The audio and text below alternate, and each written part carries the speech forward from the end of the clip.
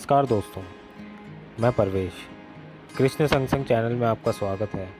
मैं आज आपको एक ऐसी कहानी सुनाने जा रहा हूँ जिसको सुनकर आप भी सोच में पड़ जाएंगे। कहानी का नाम है गौ गंगा, जो गाय माता व माँ गंगा की एक छोटी सी कल्पना पर आधारित है। यह कहानी लेखिका पुष्पा थपलियाल द्वारा लिखी गई है। कहानी को अंत तक ज़रूर सुनें और चैनल को सब्सक्राइब भी कर लें और बेल आइकन को भी दबा दें। दोस्तों, कहानी कुछ इस तरह है। कुछ समय पूर्व की बात है। हम कुछ लोग उत्तराखंड घूमने गए। सुबह का समय था। साथ के सभी लोग सोए हुए थे, कारण कि पहले दिन घूमकर काफ़ी थकान थी। आराम से सोए थे। मेरी नींद खुली तो मैं अपने होटल रूम से बाहर आ गई। चारों तरफ का सुंदर नज़ारा देखकर मन खुशी से झूम गया। ऊंचे नीचे पहाड़ों की कतार, थोड़ी दूरी पर बहती गंगा की निर्मल धारा तथा ठंडी हवा के झोंके। अनायास ही मेरे कदम रुके नहीं तथा गंगा को छूने का मन हुआ। कुछ ही समय बाद मैं गंगा के पास थी। मैं कोई सुरक्षित स्थान देखने लगी जहाँ से मैं गंगा को स्पर्श कर सकूं। बहाव तेज़ था। चलते चलते एक ऐसा स्थान आया जहाँ मुझे लगा मैं गंगा को छू सकती हूँ।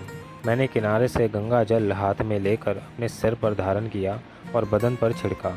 बार बार गंगा माँ को प्रणाम किया तथा वहीं एक पत्थर पर बैठ गई। अचानक मेरी नज़र कुछ दूरी पर जाकर अटक गई। लगा गंगा किनारे झाड़ी के पीछे श्वेत वस्त्रों में कोई है। मैं उठी तथा कुछ कदम चलकर उसी तरफ बढ़ी।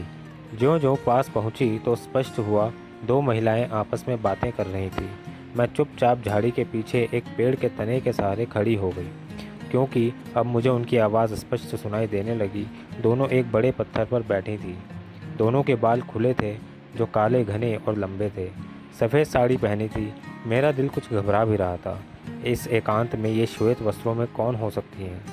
कुछ पल तो मुझे उनकी बात समझ नहीं आई, परंतु फिर एक करुणामय स्वर में स्पष्ट हुआ, बहन, क्या बताऊं? हम गौ माताओं का हाल तो यह है कि मालिक दूध निकाल कर घर से बाहर कर देता है। वह मेरी बाकी बहनें जो दूध देती ही नहीं, उनका तो शहरों में गंदगी खाकर गुजारा करना पड़ता है। यहाँ फिर भी हरी घास तो है। मैं यह बात सुनकर हैरान हो गई। मैंने एक उंगली से कान साफ किया। यह महिला क्या बोल रही है? मैं कोई सपना तो नहीं देख रही हूँ?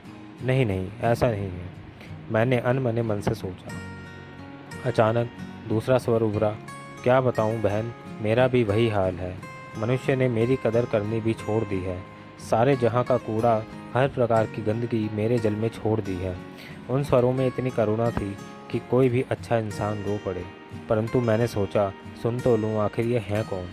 उस समय चारों तरफ एक दिव्य प्रकाश मंडल की आभा बिखरी थी। हवा के तेज़ झोंकों से सुंदर बाल लहरा रहे थे। कभी वे एक दूसरे को देखती तो उनका मुखमंडल का एक हिस्सा नज़र आ रहा था। वे इतनी सुंदर प्रतीत हो रही थी कि मैंने ज़माने में ऐसी सुंदरता नहीं देखी थी। बहुत सी दुख भरी बातें कर रही थी। पहली स्त्री बोली, बहना, तू तो अपना कचरा बाहर ले जाती है। मेरे नसीब में तो वही कूड़ा कचरा खाना रह गया है। वो भी चलो। और सुनो, अब जब हमारी बहनें बूढ़ी हो जाती हैं, बीमारी के चलते दूध देना बंद कर देती हैं, तो उन्हें कसाईयों को बेच दिया जाता है तथा उनका मांस विदेशों में बेचकर रुपए कमाए जाते हैं। हमारे बछड़ों को पैदा होते ही भूखा मार दिया जाता है। बस बस बहना, मैं इतना नहीं सुन सकूंगी। तेरी कहानी ज़्यादा दुखदाई है। क्या बताऊं बहना? तथा ऐसा कहकर उसका आंसू टपका। दूसरी महिला ने उसे अपने आंचल में ले लिया। ज्यों ही उसने वह आंसू अपने आंचल से समेटा तो पास बहती गंगा में जैसे तेजाब की बूंद डाल दी हो। इधर मैं चौंकी। अब मेरी समझ में आ गया कि ये गौ माता तथा गंगा माता अपना रूप बदल कर अपना दुख सुख बांट रही हैं। मेरी सांसें कुछ तेज हो गई तथा रूह कांप गई। जब गौ माता का एक आंसू गंगा में गिरा तो तेजाब बन गया। अगर इसी तरह गौ माता के आंसू जहाँ गिरेगा तो जहर फैल जाएगा। हम समझ नहीं पा रहे हैं दोस्तों। हर तरफ हर चीज़ में न स्वाद है न पौष्टिकता। गेहूँ, चावल, दालें, फल, सब्जी या दूध, दही सभी नकली प्रतीत होती हैं। हर तरफ गाय आंसू बहा रही है, रोती कलपती फिर रही है। कैसे भला होगा मनुष्य का? ऐसा अन्न जल खा पीकर क्या मनुष्य अच्छा हो सकता है? सिर्फ श्रापित होकर जिएगा। अब भी समय है हमारे पास संभलने का।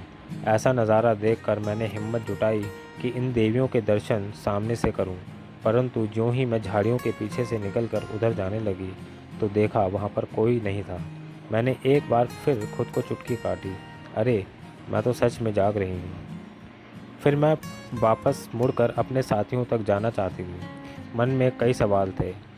ये क्या चमत्कार था, सोचा शायद गाय के बारे में ज़्यादा ही सोचती हूँ तभी ऐसे दिखा हो। अरे नहीं, अगले ही पल एक दूसरा प्रश्न मन में उठा। ऐसा सोचते सोचते कब दोस्तों तक पहुँच गई पता ही नहीं चला। समय भी काफ़ी बीता, सभी वहाँ पर मुझे ही ढूंढ रहे थे, परंतु मैं इस वाक्य से बाहर नहीं निकल पा रही थी। सोच रही थी किसी को बताऊंगी तो सभी मुझे सनकी या झूठी ही कहेंगे। वो दर्शन, वो रूप तीनों लोकों में नहीं मिल सकता। वो सरलता, सादापन, मुखमंडल की दिव्य आभा क्या भुला पाऊंगी?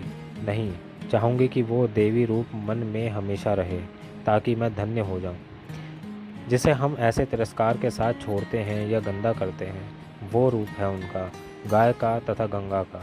ऐसी देवियों को मन मंदिर में बैठाकर पूजना चाहिए, न कि उनका तिरस्कार करना चाहिए। दोस्तों, ये पूरा वाक्य सिर्फ काल्पनिक है, एक लेखिका की कल्पना से। किंतु परंतु अवश्य लगाऊंगी कि क्या कल्पना कहीं भी झूठी है? क्या ऐसा नहीं हो रहा है? अगर हमारे देश का नेता, अभिनेता, लेखक या कवि, गौ भक्त, भारत के गुरु धरोहर, संत धरोहर, भारत के सन्यासी या इस देश का समाज सभी एकजुट होकर लग जाएं, तो सिर्फ इन दो देवियों की सुधार सेवा से ही हिंदुस्तान का नक्शा बदल जाएगा। मेरे सद्गुरु श्री गोपाल मणि जी हर गो कथा में ऐसा कहते हैं। मेरे गुरुदेव का आशीर्वाद बना रहे सभी पर तथा मुझ पर भी।